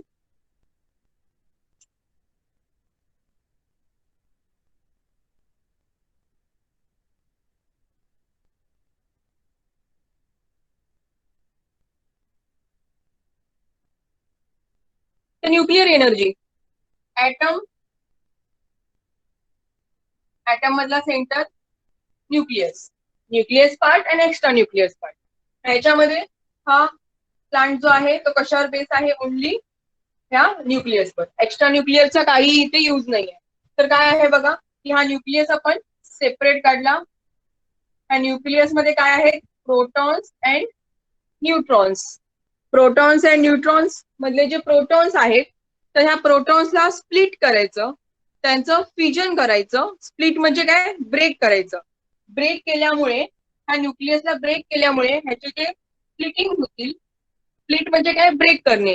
आणि स्प्लिटिंग होताना जी काही एनर्जी रिलीज होणार आहे त्या एनर्जीला आपण म्हणणार आहे न्यूक्लिअर एनर्जी. जसं की तुम्हाला माहितीये की आपण क्रॅकर्स किंवा दिवाळीमध्ये म्हणजे जे काही फटाके यूज करतो तर त्याच्यामध्ये काय असतं बघा की एक केमिकल एनर्जी असते. त्या केमिकल एनर्जीला आपण जराशी हीट देतो आणि ती हीट एनर्जी जी आहे, जी केमिकल एनर्जी आहे ती heat energy and light energy मध्ये जनरेट होते आणि साऊंड एनर्जी. बरोबर ना, की जेव्हा आपण फटाके बर्न करतो तर त्यावेळेस बघा की केमिकल एनर्जी, थोडीशी हीट आपल्याला तिथे जाणवते. त्यानंतर साऊंड एनर्जी पण जाणवते, साऊंड एनर्जी असते आणि लाईट एनर्जी, एक लाईट असते दिसते. तर हे जे कन्व्हर्जन झालं तर सेम असं जसं हा न्यूक्लिअर ज्यावेळेस आपण ब्रेक करतो तर तो ब्रेक होताना त्याच्यामधून त्याची स्प्लिटिंग होताना जी एनर्जी रिलीज होते तर ती एनर्जी खूप मोठी असते. सिंपल एनर्जी नाहीये, की थोडीशीच आहे, तर त्याचा इम्पॅक्ट हा खूप मोठा असतो की ज्याच्यामुळे मोठे मोठे ब्लास्ट होतात. तुम्हाला माहिती आहे की मायनिंगचे जे प्रोजेक्ट्स असतात तिथे ब्लास्ट करतात, तर ते ब्लास्ट कशामुळे करतात?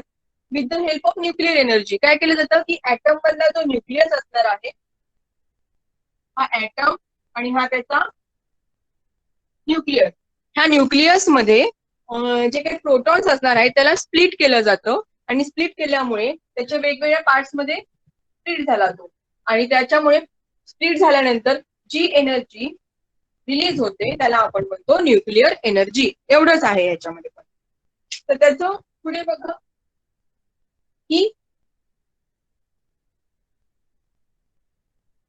काय काय आहे.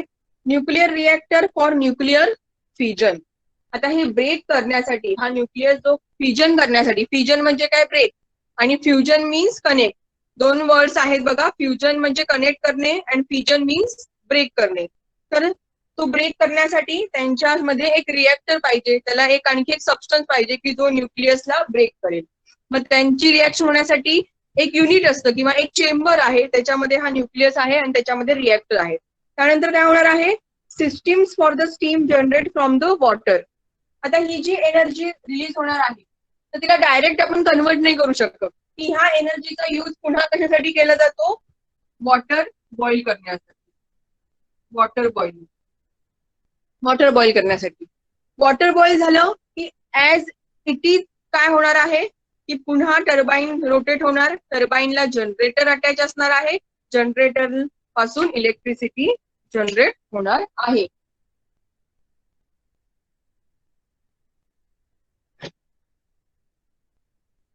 हा आहे as it is water tank. त्या वॉटर टँकच्या इथे हा एक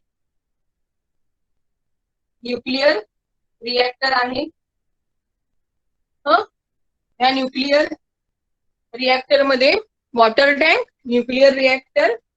त्यामुळे काय होणार आहे की ही जी एनर्जी रिलीज होणार आहे ती ह्या वॉटर टँक मधल्या वॉटरला बॉईल करेल. वॉटर काय होत आहे? बॉईल होत आहे. बॉईल नंतर इथून ही जी स्टीम असणार आहे ती स्टीम जनरेट होणार. स्टीम जनरेट झाल्यानंतर हा आहे टर्बाईन. टर्बाईन रोटेट होणार.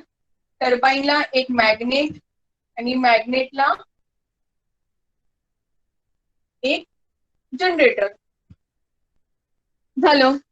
सेम ऍज इट इज अशा पद्धतीनं इलेक्ट्रिसिटी जनरेट होईल. Last time thermal power plant मध्ये काय होतं? इथे काय होतात की कोल होता, बरोबर?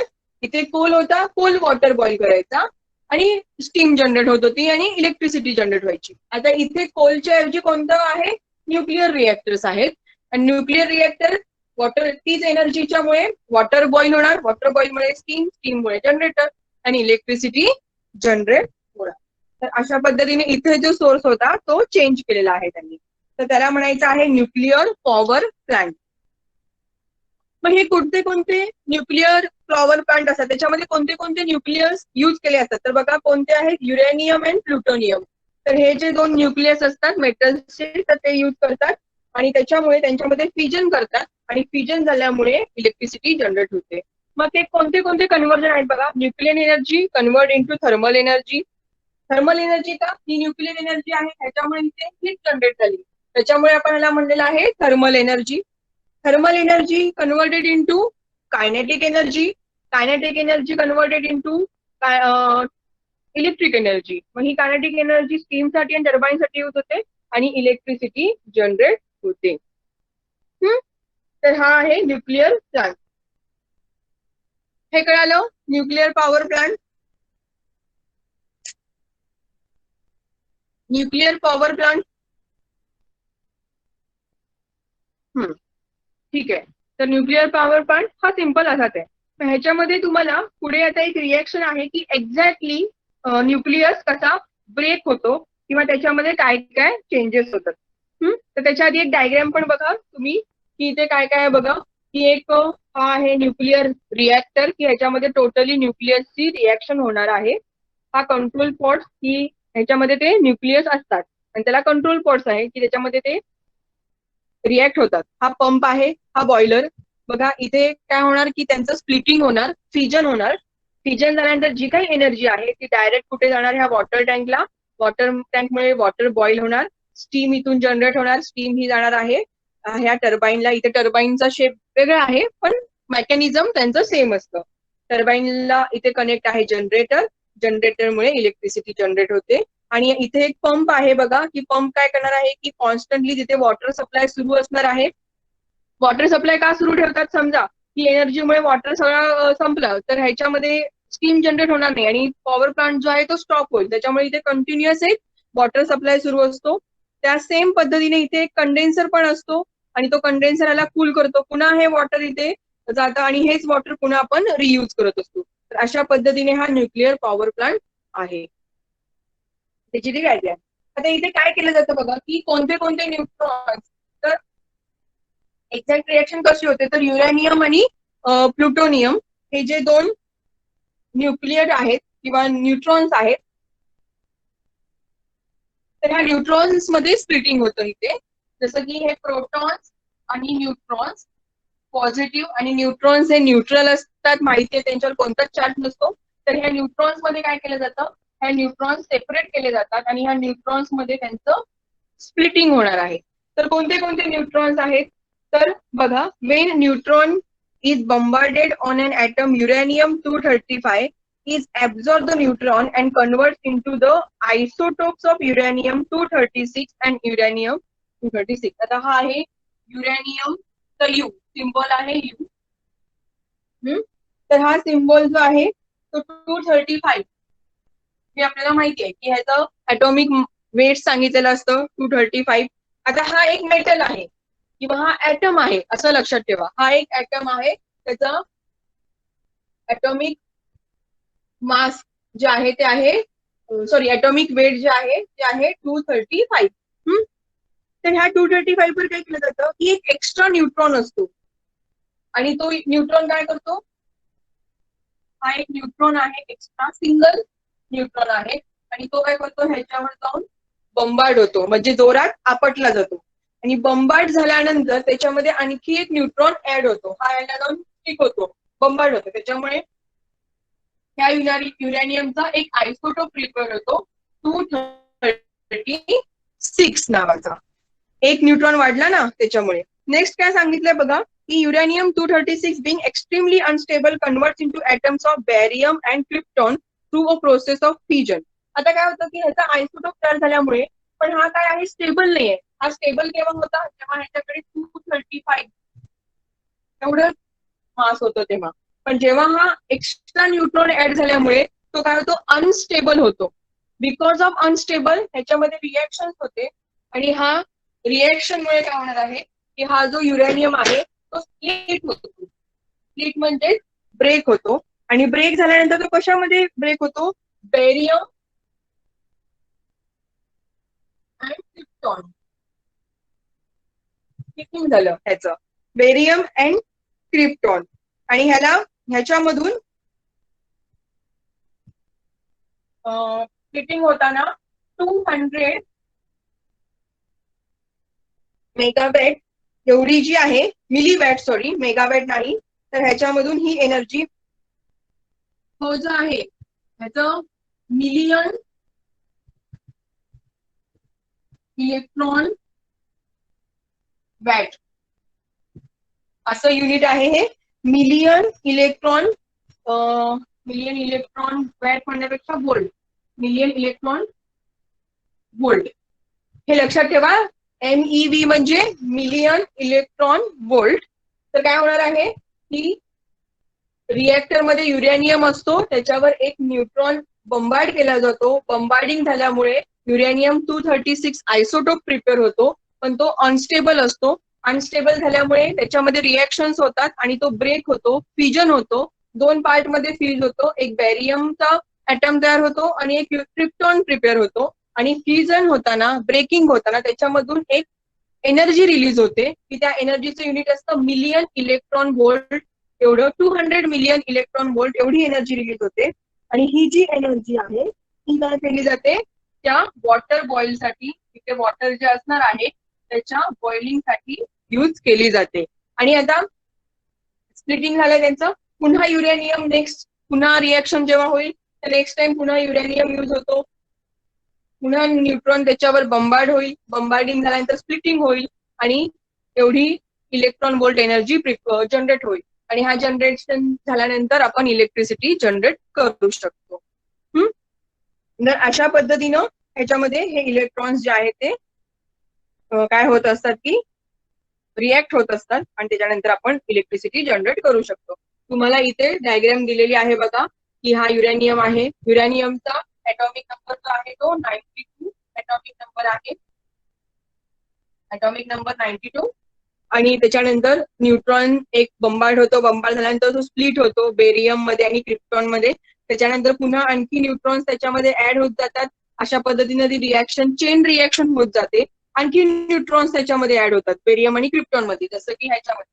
आणि ह्याच्यामध्ये ऍड झाले की पुन्हा हे अनस्टेबल होतात, ब्रेक होतात. त्याच्या पुढे आणखी ऍड होणार, ब्रेक होणार. अशा पद्धतीने ब्रेक होत होत त्यांच्यामध्ये एक नवीन नवीन असे million electron volt energy generate होते आणि ती सगळी एनर्जी आपण पुढे इलेक्ट्रिसिटीसाठी यूज करतो. तर अशा पद्धतीने हा प्लांट आहे. त्याच्यामध्ये बघा की कुठे कुठे हे प्लांट्स आहेत, तर कुंदाकुलम, तुम्हाला हे माहिती काढायची आहे, इंटरनेटवरून सर्च करायची आहे. कुंदाकुलम तर हा जो आहे तो तमिळनाडू मध्ये आहे. त्यानंतर तारापूर आपल्या महाराष्ट्रमध्ये आहे. नंतर रावटा भाटा राजस्थान मध्ये आहे. आणि कैगा जो आहे तो पण कर्नाटकमध्ये आहे. तर हे जे एरियाज आहेत ते कर्नाटकमध्ये आहेत. आणि ह्यांची कॅपॅसिटी काय आहे ते तुम्ही सर्च करायचंय. मग आता ह्याच्यानंतर ह्याचे काही प्रॉब्लेम्स आहेत, ड्रॉबॅक्स आहेत. तर काय काय ड्रॉबॅक्स आहेत बघा. The products after the fusion of nuclear fuel are also radioactive and emit harmful radiations. Simple आहे की हे सगळे काय आहेत, रेडिओ ऍक्टिव्ह एलिमेंट्स आहेत. आपण लास्ट एन्व्हायरमेंट मध्ये स्टडी केलेला रेडिओ ऍक्टिव्ह पोल्युशन. तर रेडिओ ऍक्टिव्ह एलिमेंट्स आहेत आणि त्याच्यामुळे काय होतं की रेडिओ ऍक्टिव्ह वेज किंवा रेज जे असणार आहेत ते असे इमिट होतात आणि इमिट झाल्यामुळे त्या रेज मध्ये ते हार्मफुल असतात. तर त्याच्यामुळे रेडिओ ऍक्टिव्ह पोल्युशन होऊ शकतं. The products are also called as a nuclear waste.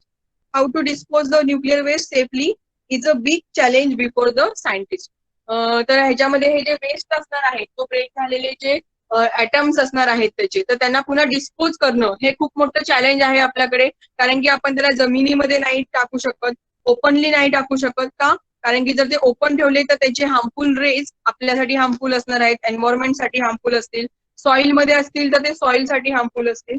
तर सायंटिस्टसाठी तो एक प्रॉब्लेम आहे. An accident in a nuclear power plant can be very fatal. This because the accidental may be result in release very harmful radiations. समजा आता ह्याच्या ठिकाणी कुठला तरी ऍक्सिडेंट झाला की तो जो युरेनियमचा हा काही न्यूक्लिअर रिएक्टर चेंबर असणार आहे तो त्याच्यामध्ये ब्लास्ट झाला, तर काय होईल की हे सगळे जी चेन रिएक्शन होती ते ओपनली होणार आहेत ते रेडिएशन. आणि ते नेचरमध्ये जर ओपनली ते रेडिएशन झाले तर त्याचा हार्मफुल इफेक्ट हा खूप वर्षासाठी तसाच राहू शकतो. तर त्याच्यामुळे जर ऍक्सिडेंट झाला ह्या चेंबरमध्ये किंवा ह्या प्लांटमध्ये तर त्याचे खूप मोठे ड्रॉबॅक्स हे आपल्याला फेस करावे लागतील त्या ड्रॉबॅक्सला. तर अशा पद्धतीने हे त्याचे काय आहेत प्रॉब्लेम्स आहेत. तुम्हाला ह्या प्लांटमध्ये काय काय विचारतात बघा. एकतर एक्सप्लेन करायला सांगतात, तुम्हाला सांगतील explain the thermal power plant किंवा न्यूक्लिअर पॉवर प्लांट. तर त्याच्यामध्ये तुम्हाला एक्सप्लेनेशन काय करायचंय की आता ही आहे तशी टोटल डायग्राम नाही काढली तरी चालेल, पण एक सिंपल अशी बॉक्स डायग्राम तुम्ही काढू शकता. त्याच्यामध्ये तुम्ही लिहू शकता इथे फ्यूल आहे, कंडेन्सर आहे, पंप आहे, टर्बाईन आहे. एक बॉक्स डायग्राम तुम्ही काढायची आहे. हा इम्पॉर्टंट पॉइंट आहे. त्याच्यानंतर हा जो फ्लो चार्ट आहे की कन्व्हर्जन ऑफ एनर्जी हा सुद्धा तुम्ही ड्रॉ केला पाहिजे. आणि त्याच्यानंतर ती डायग्राम समजा तुम्हाला ही डायग्राम काढणं पॉसिबल नाहीये तर त्या ठिकाणी तुम्ही हा असा एक फ्लो चार्ट, त्यानंतर ट्रान्सफर ऑफ एनर्जीचा फ्लो चार्ट, त्याच्यानंतर हे प्लांट्स कुठे कुठे आहेत ते, आणखी त्याचे ड्रॉबॅक्स. तर हे एवढे पॉइंट्स ह्याच्यामध्ये कव्हर झाले पाहिजे. एक तर डायग्राम, त्यानंतर फ्लो चार्ट त्याचा, कन्व्हर्जन ऑफ एनर्जीचा, त्याच्यानंतर ते प्लांट्स कुठे कुठे रन होत आहेत, आपल्या महाराष्ट्रामध्ये कुठे आहेत किंवा आपल्या इंडियामध्ये कुठे कुठे आहेत ते. नंतर एखाद्या प्लांटची कॅपॅसिटी तुम्ही लिहायची आहे आणि त्याच्यानंतर त्याच्यापासून होणारे ड्रॉबॅक्स किंवा त्याच्यापासून होणारे प्रॉब्लेम्स, तर हे त्याच्यामध्ये तुम्ही लिहायला पाहिजे.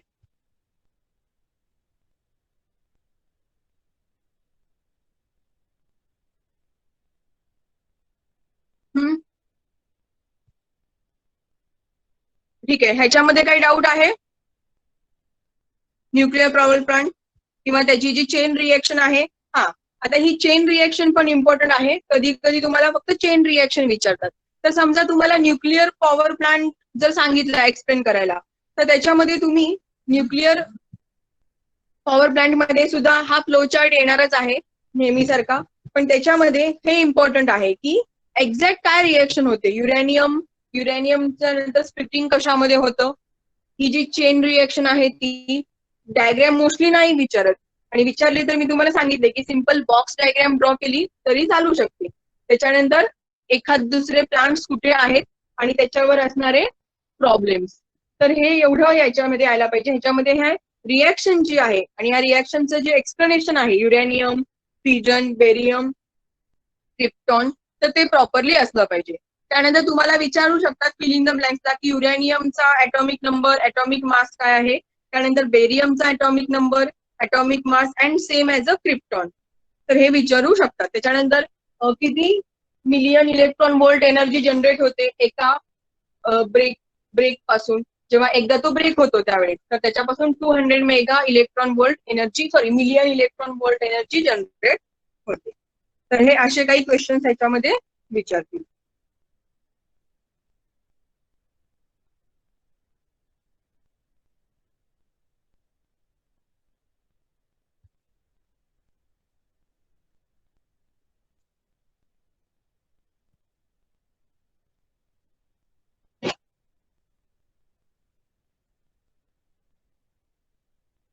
तर ह्याचा होमवर्क देते. पुढचा प्लॅन जो आहे तो आता कव्हर नाही होणार, तर हा जो होमवर्क आहे तो तुम्ही बघा, page number 47, 48 and 49. Page number 47, 48 and 49 वरचे जे काही क्वेश्चन्स आहेत, कॅन यू रिकॉल,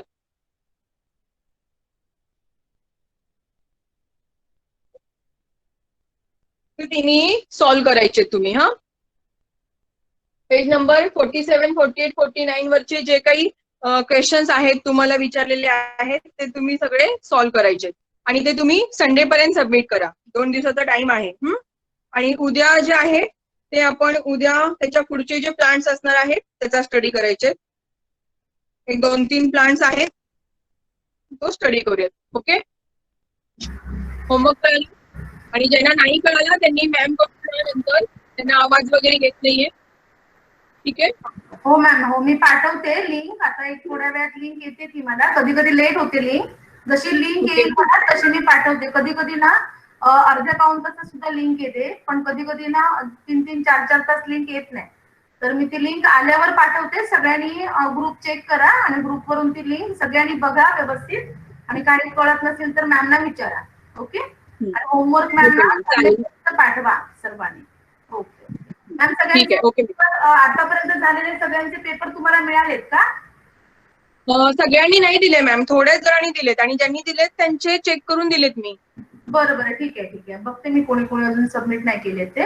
तुम्हाला स्टुडंटची लिस्ट पाठवली आहे बघा, त्याच्यानुसार तुम्हाला एक चार्ट बनवून ठेवता येईल. टॉपिक वाईज टेस्टचे कोणी कोणी पेपर पाठवले किंवा होमवर्क कोण कोण करत नाहीये, तर त्यांचं तुम्ही एक चार्ट मध्ये असं टिक मार्क करून ठेवला तरी चालेल. हो हो, ठीक आहे ठीक आहे, चालेल. एक्सेल मध्ये एक फाईल जर बनवली ना आणि त्याच्यात ही नावं रेकॉर्ड ठेवलं ना त्यांचं, तर बरं पडेल. मग आपल्याला कधी पण हे करू शकतो आपण.